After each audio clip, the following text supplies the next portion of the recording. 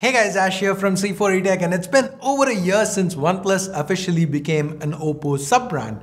And if you thought, hey, OnePlus flagships from OPPO, they're gonna be a certain way going forwards, well, think again. Because OPPO's strategy for OnePlus, it's been varied to say the least. For example, last year OPPO skipped out on a regular numbered launch and instead chose to just go with the Pro. So we had the OnePlus 10 Pro, no OnePlus 10. And the 10 Pro was supposed to give you a total top tier flagship experience. This year they've kinda gone the other way. We just get the regular numbered launch with the Pro nowhere in sight. So what exactly is this change in strategy?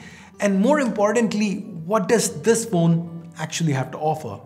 Let's get the unboxing done and find out. Now before we proceed, a quick request: if you're on Telegram, use the link in the description to join the C4E Tech channel so that you can keep track of all my new uploads.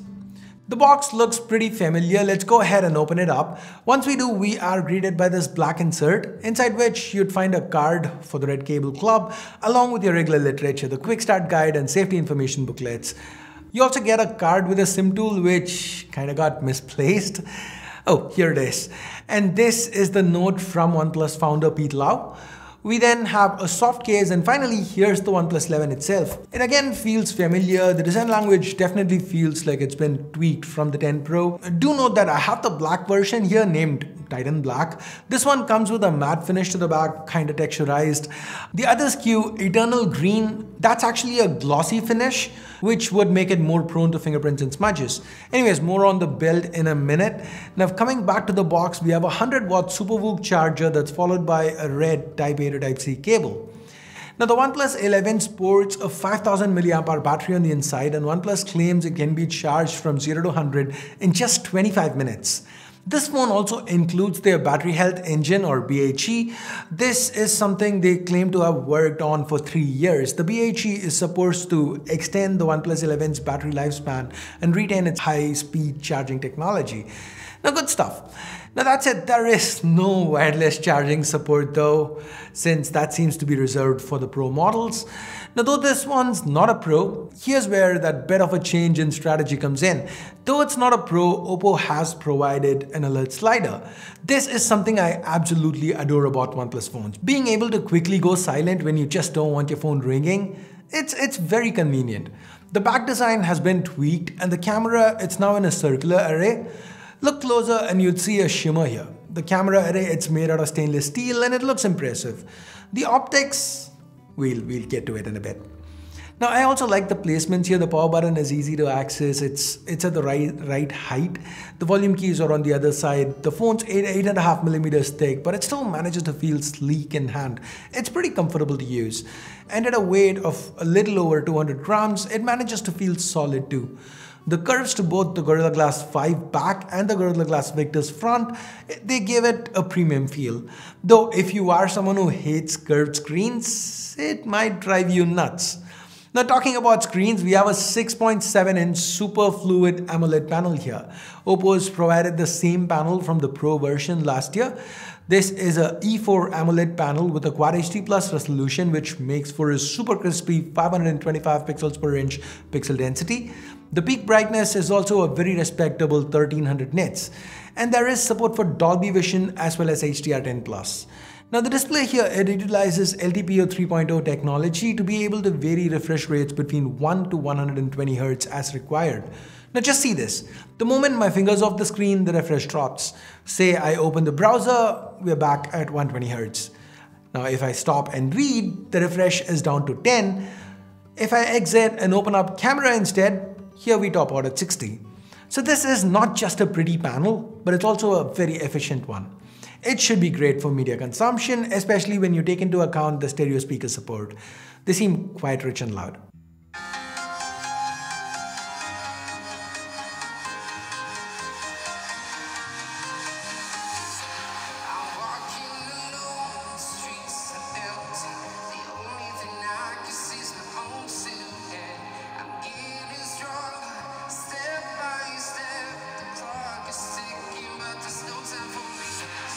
Now, under the hood, the OnePlus 11, it's powered by the latest flagship Qualcomm SoC for 2023, the Snapdragon 8 Gen 2. This one's paired with 8 or 16 gigs of LPDDR5X RAM and 128 or 256 gigs of storage. 128 being UFS 3.1 and 256 being UFS 4.0. The few games that I tried running, they seem to run well, of course, given it's the 8 Gen 2, that was expected. Now, it's not just all about the performance today, but they're focusing more on performance. OnePlus, or rather OPPO, they seem to care about the performance that's gonna be a few years from now. The OnePlus 11, it has a rating from TUV for a 48-month fluency test. Basically, what this means is that after they've simulated an environment that created 48 months of use, even after that, the OnePlus 11, it's expected to remain fluid and snappy. Now that experience, that's been given an A rating.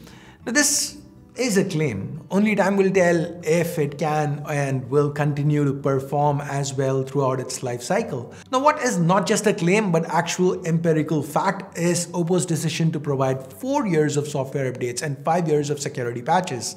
Now, this is something I respect. Usually you see brands promising what the basic minimum is for devices they launch.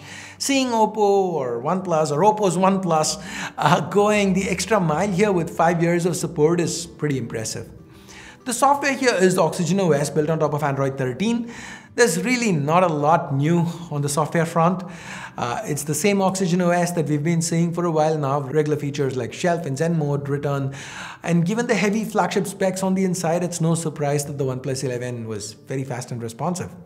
Now on the camera front, we get a triple camera setup to the back. The primary is Sony's IMX890, a 50 megapixel 1x1.56 inch sensor that's paired with an optically stabilized f1.8 lens. It seems to do very well under bright light. Images, they turned out rich and detailed with excellent dynamic range. Now, these are just my initial impressions, shots I quickly got around the office. I will have more to say in my full review, and that should happen pretty soon, sometime later this month. The ultra-wide, now that's yet another Sony sensor. In fact, all 4 sensors on this phone, they are Sony sensors.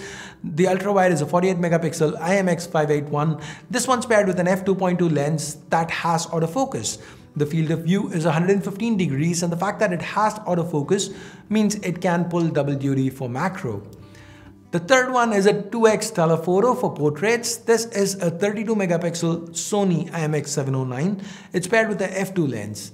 While I'd have loved to see 3x telephoto, here a 2x portrait is at least better than a useless macro or depth sensor, so I'll take the win. Now the intent here was to mimic Hasselblad cameras with the XCD 30mm and 65mm lenses, kind of give you that kind of look for portraits. Now talking about Hasselblad, apart from the expand mode, this partnership also results in some extra styles for images like Serenity, Radiance and Emerald. These are called Hasselblad Masters mode. Now with video, the OnePlus 11 can shoot it up to 8K 24 FPS, and as you can see, the footage turned out well detailed. Though thanks to better stabilization, I see myself shooting 4K 60 more often. The selfie camera is OPPO and OnePlus's favorite IMX471 16 megapixels f2.45.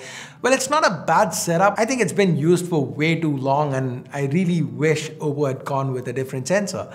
It also doesn't help that the selfie video is capped to 1080-30. So anyways, that's pretty much it for the optics. So as you guys can see, there's been a clear strategy shift with how OPPO's handled their second OnePlus flagship since OnePlus officially became their sub-brand.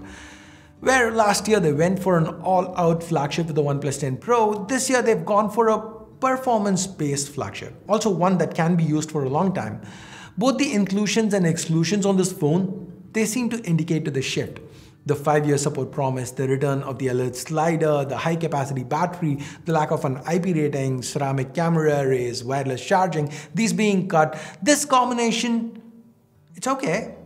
But there's one thing that's gonna make or break how this phone's gonna perform, and that, well, it's gonna be the price. And they seem to be trying to get that right. In China, for example, the OnePlus 11 has launched 15% cheaper than what the OnePlus 10 Pro launched at. Now in China, 12,256 is the base, whereas in India, they're launching at 8,128. So I'd expect the 11 to launch at around 50,000 rupees, given what we know so far. And at that price, a performance-focused flagship does make a lot of sense. Now, what do you think? Let me know in the comments below. And also, while you're down there, let me know if you have any questions about the OnePlus 11, questions that I probably be able to address in the review video or probably do some shots around. Let me know. And with that, I guess we're at the end of today's quick little unboxing and hands-on. Thumbs up, thumbs down based on whatever you felt about it. Subscribe, turn on notifications, hit that bell icon if you haven't yet. And thanks for your time. Thanks for watching. Until next time, my name's Ash. You've been watching C4E Tech, and I'm signing off for now. You guys have a great day. Bye-bye.